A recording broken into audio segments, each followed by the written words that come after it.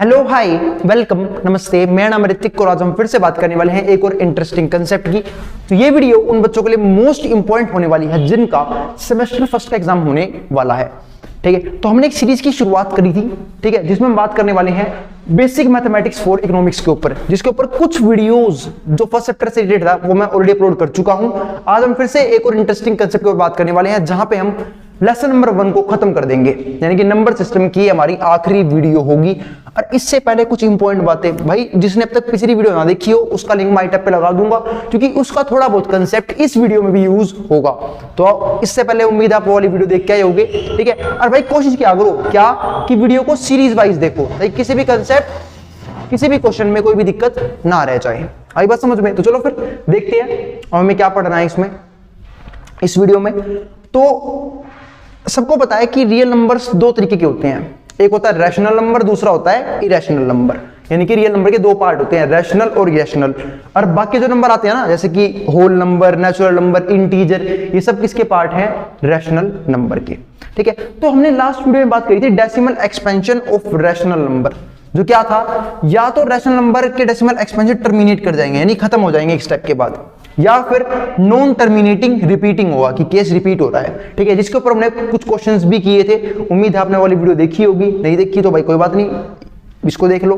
ठीक है, तो अब बात कर रहा हूं मैं इरेशनल नंबर की। इस वीडियो में सिर्फ बात करनी है इरेशनल नंबर के बारे में और इसकी अलग अलग प्रॉपर्टीज के बारे में।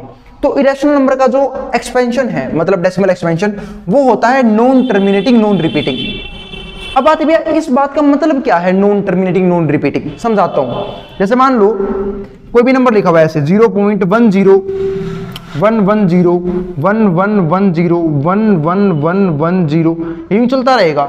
ये ना तो कभी रिपीट कर रहा है एक स्टेप के बाद कि भाई इसकी जो क्या नाम है सीक्वेंस है वो सेम हो जाए, वैसा भी नहीं हो रहा, हर बार एक 1 बढ़ता जा रहा है। आई बात समझ में? तो इस एक्सपेंशन को बोलते हैं नॉन टर्मिनेटिंग, जो खत्म तो हो ही नहीं रहा, साथ साथ रिपीट भी नहीं हो रहा। बात में रिपीट होने का मतलब क्या होता है? देखो रिपीट का मतलब ये होता है, जैसे मान लो कोई ये आ गया 0.33333, ये रिपीट हो रहा है, तो आप चाहो तो ये हमारा क्या है, एक रैशनल नंबर, क्योंकि इसमें कौन सा केस बन गया? रिपीटिंग का।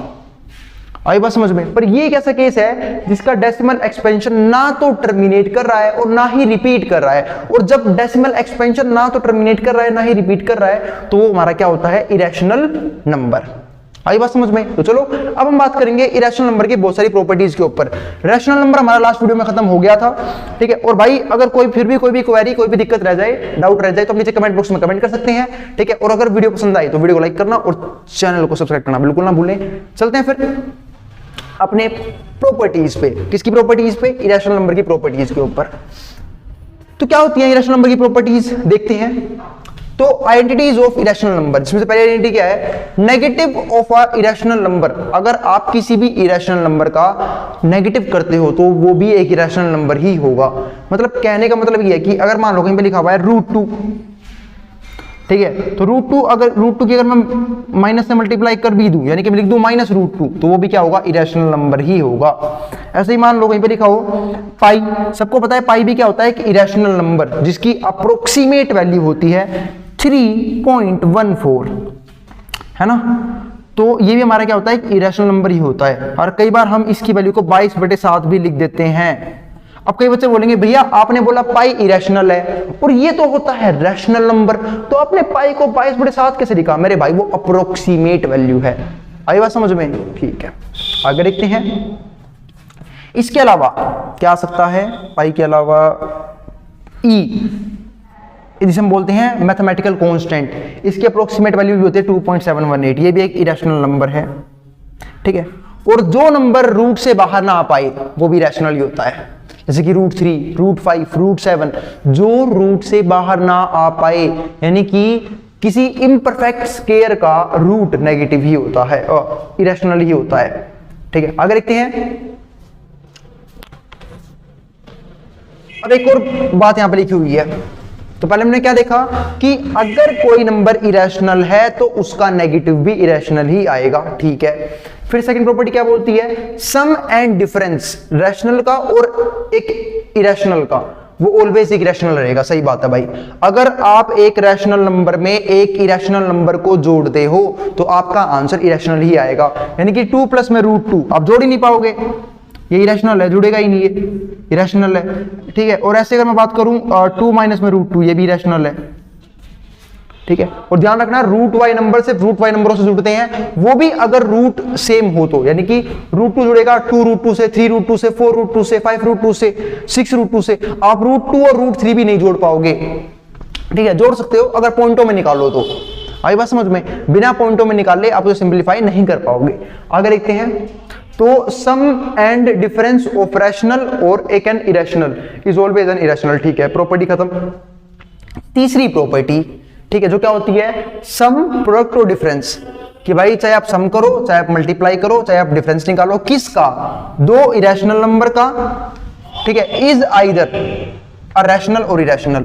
इसका मतलब उसने बोला है कि अगर आप दो इरेशनल नंबर का सम, डिफरेंस या फिर मल्टीप्लाई करते हो तो वो रैशनल भी आ सकता है और इरेशनल भी आ सकता है। बिल्कुल सही बात बोल रहा है। जैसे मैं पहले सम से शुरुआत करता हूं, तो पहले हम सम को समझते हैं। तो अगर मैं सम करूं, सम किसका करूं, मैंने सम कर लिया √2 प्लस में √2, क्या आ जाएगा, √2 प्लस में √2 क्या होता है, 2√2। भाई एक चॉकलेट जमा में एक चॉकलेट, दो चॉकलेट, 2√2।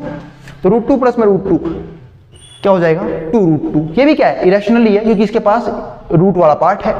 आई बात समझ में? तो ये हमारा क्या हो गया, इरेशनल नंबर। सही बात बोल रहा था वो, इरेशनल भी आ सकता है। तो बातें भैया, उसने तो यही बोला था कि भाई रैशनल भी आ सकता है। बिल्कुल भाई। अब मान चल तूने √2 में जोड़ दिया माइनस √2, सब जानते हैं प्लस माइनस क्या होता है, माइनस। तो √2 में से √2 गया, कितना आंसर आ गया, 0 आ गया। और 0 क्या होता है, रैशनल नंबर। तो अगर आप दो नंबरों का सम करो चाहे डिफरेंस निकालो, दो इरेशनल नंबर का, तो वो रैशनल भी आ सकता है और इरेशनल भी आ सकता है। ये बात साबित कर दी मैंने। अब बात करते हैं मल्टीप्लाई की बात है भैया, अगर हम दो इरेशनल नंबर की मल्टीप्लाई करें, वो भी रैशनल और इरेशनल दोनों हो सकता है। बिल्कुल समझाता हूं अभी। जैसे मान लो तुमने कभी मल्टीप्लाई करी, किसकी मल्टीप्लाई करी, √2 मल्टीप्लाई में √3, तो क्या आंसर आएगा, सोचो, √2 इंटू में √3, ये हो जाएगा √6। ठीक है, मतलब हम इसको ऐसे सोल्व कर सकते हैं, √2 गुणा में 3, यानी कि अगर दोनों के ऊपर अपना अपना रूट है, दोनों का रूट हम सेम कर सकते हैं, यानी दोनों की छत जो है ना वो सेम कर देंगे। अब 3 गुणा में 2 कितना आ गया, 6, तो √6। और √6 क्या होता है, एक इरेशनल नंबर। ठीक है, तो ये तो था कि अगर आप दो इरेशनल नंबर की मल्टीप्लाई करो तो इरेशनल भी आ सकता है और रैशनल भी आ सकता है। रैशनल कब आएगा, जब तुम मल्टीप्लाई करोगे, √2 मल्टीप्लाई में √2 कर दो, √2 इंटू में √2। अगर रूट के अंदर सेम डिजिट है तो रूट से रूट कट जाता है, तो हमारा क्या आएगा, भी समझ लो, क्या लिखोगे तुम, √2 इंटू 2। अब समझेंगे दो तरीके हैं, ये तो समझ लो यार, रूट में जोड़े बाहर आते हैं, जोड़े नहीं तो मैं इस 2 को लिख सकता हूं, 2 इंटू 2 को 2 का स्क्वायर, उस स्क्वायर से रूट कट जाएगा, 2 बाहर आ जाएगा। तो अगर आप दो इरेशनल नंबर की मल्टीप्लाई करते हैं, वो भी same to same irrational number की, तो वो रैशनल में कन्वर्ट हो जाएगा। यानी कि √3 इंटू में √3 3, √5 इंटू में √5 5, √7 इंटू में √7 7, ठीक है, √9 इंटू में √9 9, ठीक है, √11 इंटू में √11 11। आई बात समझ में? तो ये था हमारे पास तीसरी प्रॉपर्टी। चौथी प्रॉपर्टी देखते हैं। उम्मीद है आपको सारी प्रॉपर्टी समझ में आ रही होगी। इसमें क्या लिखा है, product of a rational number with an irrational number. अगर आप एक रैशनल नंबर की मल्टीप्लाई एक इरेशनल नंबर से करते हो, ठीक है, इरेशनल नंबर से, तो आइदर अ रैशनल और इरेशनल। इसने ये बोला है कि प्रोडक्ट कर दो एक रैशनल नंबर की विद एन इरेशनल नंबर, एक इरेशनल नंबर से, तो आइदर अ रैशनल और इरेशनल। तो रैशनल भी आ सकता है और इरेशनल भी आ सकता है। बिल्कुल सही बात बोल रहा है। अब आते भैया, अगर हम एक रैशनल नंबर, मान लो रैशनल नंबर मैंने लिया 2, सपोज करो रैशनल नंबर ले लिया मैंने यहाँ पे 2 की मल्टीप्लाई कर दूं एक इरेशनल नंबर से, √2 से, तो कितना आ गया, 2√2। ये क्या है, इरेशनल नंबर। तो उसने सही तो बोला था कि अगर आप एक रैशनल नंबर की मल्टीप्लाई इरेशनल से करते हो तो आपका आंसर इरेशनल आ सकता है। तो बात है भैया, उसने रैशनल भी तो बोला है, अपना ये तो ला कर नहीं दिखाया, इरेशनल भी आ सकता है। सपोज करो मैं रैशनल में ले लूं 0 और इरेशनल में ले लूं कुछ भी, जो दिमाग में आ रहा नंबर वो यहां लिख लो इरेशनल में, ठीक है, √5 √7 √8 √9 कुछ भी लिख लो, 0 ही हो जाएगा। तो जब मैंने एक रैशनल नंबर की मल्टीप्लाई एक इरेशनल से करी तो मेरा आंसर क्या आ गया, 0 आ गया। ठीक है, और जो क्या होता है, एक रैशनल नंबर होता है। आई बात समझ में? तो इससे हमने क्या सीखा कि अगर आप एक रैशनल नंबर की मल्टीप्लाई इरेशनल से करते हो तो रैशनल भी आ सकता है और इरेशनल भी आ सकता है, दोनों केस को प्रूव कर दिया है। ठीक है, एग्जाम्पल क्या आराम से चेक कर सकते हो ये सारी चीजें। तो ये सारी चीजें हमारी प्रॉपर्टीज, 4 प्रॉपर्टी थी। अब इसने इसके आगे एक चीज के ऊपर और बात की है कि a and b are real number, तो हमारा ये क्या होगा, तो रूट ए बी को मैं लिख सकता हूँ रूट ए इंटू में रूट बी, मैंने अभी भी लिखा भी था। ठीक है, रूट ए बी का मतलब क्या होता है, उनके रूट हम अलग अलग कर सकते हैं, तो रूट ए इंटू में रूट बी। ऐसे ही अगर रूट ए प्लस में रूट बी ब्रैकेट में है, ऐसे ही रूट ए माइनस में रूट बी है, तो इसे क्या सोल्व करोगे। सुनो बच्चों, में एक प्रॉपर्टी होती थी, वो प्रॉपर्टी याद दिलाता हूं मैं एक बार फटाफट। ए plus B A minus B identity थी एक, ये आइडेंटिटी पढ़ी होगी आपने 6th-7th क्लास में। a plus B A minus B की मतलब अगर दो सेम नंबर जुड़ रहे हैं और वही दो सेम नंबर घट रहे हैं तो यहां पे हो जाता है a का स्क्वायर माइनस में b का स्क्वायर। तो बस तो यहां पे भी वही हो रहा है, a plus B A minus B. इसको देखो a की नजरों से, इसको देखो b की नजरों से, तो बस a plus B A minus B, तो a square minus B square. तो जब मैं करूंगा इसका स्क्वायर, तो रूट और स्क्वायर आपस में होते हैं इनवर्स फंक्शन, देखते ही कट जाएंगे, तो रूट से स्क्वायर गया a बच गया। ऐसे ही माइनस में b का स्क्वायर यानी कि इसका स्क्वायर, तो स्क्वायर लगते ही रूट कैंसिल हो गया, सिर्फ b बच गया, आंसर आ गया। अगला देखो, रूट a प्लस में रूट b का होल स्क्वायर, ऐसे ही इसको इसे सोल्व कर लो, a प्लस बी का होल स्क्वायर, यही पढ़ा होगा आप लोगों ने जो बहुत छोटे से थे बचपन में, जब पढ़ा होगा ना, a प्लस बी का होल स्क्वायर। क्या होता है a प्लस बी का होल स्क्वायर, a का स्क्वायर प्लस में b का स्क्वायर प्लस में 2ab। तो बस सोल्व कर दो यहाँ पे। अब देखो जब स्क्वायर अंदर आएगा तो a का स्क्वायर इसका स्क्वायर, तो रूट हट जाएगा, a रह गया, क्योंकि स्क्वायर देखते ही रूट भाग जाता है। ठीक है, ऐसे ही b का स्क्वायर, तो रूट b का स्क्वायर क्या हो जाएगा b प्लस में 2ab, तो 2 रूट ab। देखो जब 2ab सोल्व करोगे तो 2 a की जगह क्या है रूट a और b की जगह है रूट b। और अब यूज कर लो इस वाली प्रॉपर्टी हो, पहले वाली हो। देखो अगर रूट अलग अलग है तो मैं उसे एक कर सकता हूं, तो रूट ab आ गया ये वाला फॉर्मूला। ऐसे ही अगले में क्या है भाई, मल्टीप्लाई करनी है, तो अब इसकी मल्टीप्लाई इससे भी करोगे, इसकी इससे भी करोगे। जब मैं इसकी इससे करूंगा तो AC हो जाएगा, रूट AC। जैसे याद है ना, अभी मैंने एक सवाल सोल्व किया था, रूट 2 इंटू में रूट 3 कितना आया था, रूट 6, 2 गुणा में 3 मल्टीप्लाई हो जाएगी, रूट के अंदर एक ही था के। तो भाई तो रूट A इंटू में root C root AC, root A into में D रूट AD, और B जब C से करूंगा तो रूट B इंटू में रूट C रूट BC, और रूट B इंटू में रूट D रूट BD हो गया। नीचे वाले क्वेश्चन में देखो, इसके जब इससे करूंगा तो रूट A इंटू में रूट C रूट AC, जब इसके से करूंगा तो रूट माइनस, देखो अभी ध्यान से देखना, ये प्लस का है, जब सिंबल कुछ ना लगाओ तो प्लस का होता है, तो ये प्लस का है और ये माइनस का है, तो रूट A इंटू में रूट D क्या हो जाएगा रूट AD माइनस का। लेकिन जब इसके से करूंगा ये भी पॉजिटिव है, यही पॉजिटिव है, तो रूट B प्लस में और मल्टीप्लाई में रूट C, तो क्या हो जाएगा root BC plus minus minus root B into में रूट D क्या हो जाएगा रूट BD, वही माइनस का, क्योंकि प्लस माइनस क्या हो जाएगा माइनस। तो ये कुछ क्वेश्चंस थे, मैंने ये भी देख लिए। इसके बाद एक सिंपल सा टॉपिक आता है जिसको हम बोलते हैं रैशनलाइजेशन। बताइए भैया रैशनलाइजेशन का मतलब क्या होता है, समझते हैं मेरे भाई। रैशनलाइजेशन का मतलब होता है कि भाई नीचे रूट नहीं रहना चाहिए, नीचे रूट नहीं रहना चाहिए, तो यानी कि नीचे से हम रूट हटाएंगे। नीचे रूट कहां से, देखो नीचे यहाँ पे रूट लगा हुआ है, ये लगा हुआ है नीचे रूट, तो नीचे से रूट हटाना है हमें, इसे हम बोलते हैं रैशनलाइजेशन। तो करते कैसे रैशनलाइजेशन, बहुत सिंपल होता है मेरे भाई। जो भी नीचे नंबर है ना, इसी से मल्टीप्लाई कर दे और इसी से डिवाइड कर दे, यानी कि रूट 2 से मल्टीप्लाई और रूट 2 से डिवाइड। अब रूट 2 गुणा में 1 कितना हो जाएगा रूट 2, और नीचे रूट 2 गुणा में रूट 2। अभी एक बात समझाई थी कि अगर रूट के अंदर सेम डिजिट है मल्टीप्लाई में तो रूट से रूट कट जाता है, यहां पे सिर्फ 2 बच जाता है। ऐसे ही यहां पे, ठीक है ना, रूट 2 इंटू में 1 क्या हो जाएगा, ऊपर तो रूट 2 लेकिन नीचे रूट 2 इंटू में रूट 2, रूट से रूट कट गया 2 बच गया, तो रूट 2 बाय में 2 ये हमारा आंसर है। अब ऐसे ये 1 बाय रूट 3, इसमें वही कर दो, रूट 3 से मल्टीप्लाई रूट 3 से डिवाइड, तो क्या आंसर आएगा रूट 3 इंटू में 1 रूट 3, और नीचे रूट 3 इंटू में रूट 3, रूट से रूट कट जाएगा क्या बच जाएगा 3। ऐसे ही 1 बाय रूट 5 है, फिर से वही रूट 5 से मल्टीप्लाई रूट 5 से डिवाइड, ऊपर क्या बचेगा रूट 5 इंटू में 1 रूट 5, और नीचे रूट 5 इंटू में रूट 5, कितना आ गया सिर्फ 5, क्योंकि रूट से रूट कट जाएगा, ठीक है 5 बच जाएगा, तो रूट 5 अपॉन में क्या बच जाएगा हमारे पास 5। ठीक है, अब ये क्वेश्चन आ गया, ये थोड़ा सा हल्का सा इंपॉर्टेंट है, ठीक है, ये करवाऊंगा एक बार इन क्वेश्चन की प्रैक्टिस, जब एक बार सब मिटा दो समझा के उसके बाद करवाऊंगा। अब हम समझते हैं डिविजिबिलिटी रूल को, देखते हैं डिविजिबिलिटी रूल क्या होता है। तो डिविजिबिलिटी रूल का सिंपल सा मतलब ये होता है, ये क्या लिखा हुआ है रूल्स, डिविजिबिलिटी रूल्स का मतलब ये होता है कि भाई देखो, कई बार है ना एग्जाम में बहुत बड़ा क्वेश्चन आ जाता है और आपको पता करना है कि वो जो नंबर है, वो कोई बहुत बड़ा नंबर आ गया, वो किससे डिवाइड होगा, तो अब तुरंत कैसे पता लगाओगे वो नंबर किससे डिवाइड होगा। तो इसके लिए हम याद रखते हैं डिविजिबिलिटी रूल, कुछ बेसिक से डिविजिबिलिटी रूल होते हैं जिसको अप्लाई करके आप तुरंत पता कर सकते हो कि वो नंबर उससे डिवाइड होगा पूरा पूरा या नहीं होगा। जैसे मान लो डिवाइड बाई 2 के लिए क्या रूल है कि अगर किसी भी नंबर के पीछे लास्ट में 0 हो, 2 हो, 4 हो, 6 हो, 8 हो, मतलब अगर कोई भी कितना बड़ा नंबर आ जाए लेकिन अगर उसके लास्ट में इनमें से कोई सा नंबर है तो पक्का 2 से डिवाइड हो जाएगा। कोई सा आंधी तूफान उसे आके रोक नहीं सकता 2 से डिवाइड होने से। आई बात समझ में।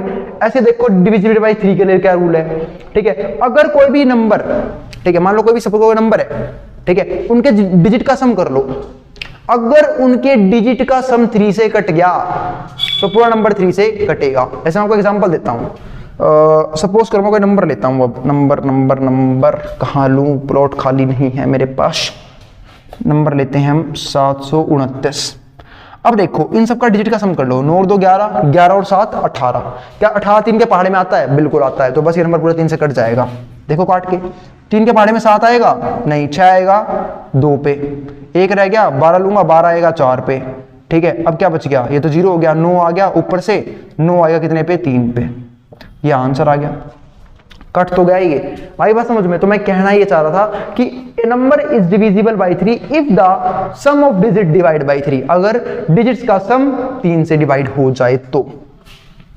डिविजिबिलिटी बाई 4 बहुत इजी होता है, अगर लास्ट के 2 डिजिट किसी भी नंबर के, ठीक है, लास्ट के 2 डिजिट अगर 4 के पहाड़े में आ रहे हैं, मतलब 4 के पहाड़े से कट रहे हैं, 4 से कट रहे हैं, तो पूरा नंबर 4 से डिवाइड हो जाएगा, ठीक है।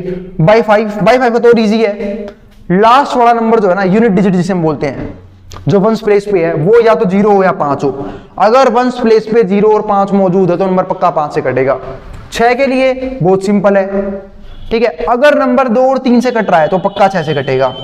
अगर नंबर 2 और 3 से कट रहा है तो वो पक्का 6 से कटेगा। 7 का जरूरत नहीं है तुम्हें याद करने की, 8 का समझा देता हूं। जैसे देखो 4 में क्या था, लास्ट की 2 डिजिट 4 से ही बनाया 8 का रूल। 8 में क्या है, लास्ट की 3 डिजिट उससे 8 से कटनी चाहिए।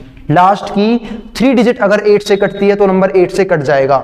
9 का जो वो है डिविजिट रूल, वो कॉपी है बिल्कुल 3 का। जैसे 3 का रूल क्या था कि अगर डिजिट का सम 3 से कट जाए तो वो पूरा नंबर 3 से भी कट जाएगा। ऐसे ही अगर कोई नंबर उनके डिजिट का सम 9 से डिवाइड हो जाए तो पक्का 9 से भी डिवाइड हो जाएगा। आई बात समझ में, पूरा नंबर 9 से डिवाइड हो जाएगा फिर। और 10 का पीछे 0 आना चाहिए। और अब लास्ट में बताता हूं 11 की। 11 में ये होता है भाई, मान लो कोई भी नंबर है, सपोज करो मैं कोई भी नंबर देता हूं आप लोगों को, 7 2, ठीक है, 2 7, ये नंबर दे दिया मैंने यहाँ पे आपको, ठीक है, ये नंबर आ गया मेरे दिमाग में, ठीक है। अब देखो इसमें होता क्या है कि जो नंबर ओड प्लेसेस पे है, अब ओड प्लेस पे कौन है, ये है फर्स्ट प्लेस पे या सेकंड प्लेस पे, और इवन प्लेस पे कौन है, ये है इवन प्लेस पे, ठीक है। मैंने नंबर क्या लिखा था, 7 2 2 7। तो जो नंबर ओड प्लेस पे है, यानी कि ओड प्लेस पे एक ये है और एक ये है, और जो नंबर इवन प्लेस में है, उनका जो डिफरेंस है वो या तो 11 से कट जाए या फिर 0 हो जाए, तो पक्का 11 से डिवाइड हो जाएगा। जैसे मैं समझाता हूं आप लोगों को, 7 और 2 कितने हो गए हमारे पास, 9, और 7 और 2 कितने हो गए, 9। अभी कट गया, 0 हो गया, तो ये नंबर पूरा 11 से कटेगा। यानी कि ओड प्लेस का, ठीक है, यानी कि ओड प्लेस पे जो डिजिट है उनका सम, और जो इवन प्लेस पे डिजिट है उनका सम, ठीक है, सम बोल रहा हूं, डिफरेंस या तो 11 के पहाड़े में आता हो या फिर 0 आता हो, तो पक्का 11 से कट जाएगा। जैसे यहाँ पे डिफरेंस क्या आ गया था, 0 आ गया था, ये पक्का 11 से कट जाएगा। इसे काट के देख लेना इसे बाद में आराम से। आई बात समझ में, तो ये नंबर 11 से डिवाइड हो जाएगा। आई बात समझ में। तो ये थे कुछ बेसिक सी बातें इरेशनल नंबर के ऊपर, ठीक है। तो इरेशनल नंबर का कंसेप्ट भी खत्म हो चुका है। रैशनलाइज टॉपिक था, उसमें कुछ क्वेश्चंस बाकी रह गए हैं, ठीक है। क्वेश्चंस की बात मैं करूंगा इससे अगली वीडियो में। तो इसी के साथ हमारा चैप्टर खत्म हो चुका है, ठीक है। हर एक क्वेश्चन हर एक टॉपिक के साथ खत्म हो चुका है। क्वेश्चंस की बात हम इस वीडियो के बाद में करेंगे। आई बात समझ में। मिलते हैं फिर अगली वीडियो में। इसको जो उतारना है, स्क्रीनशॉट लेना वो ले सकता है, मैं हट रहा हूं बोर्ड के सामने से।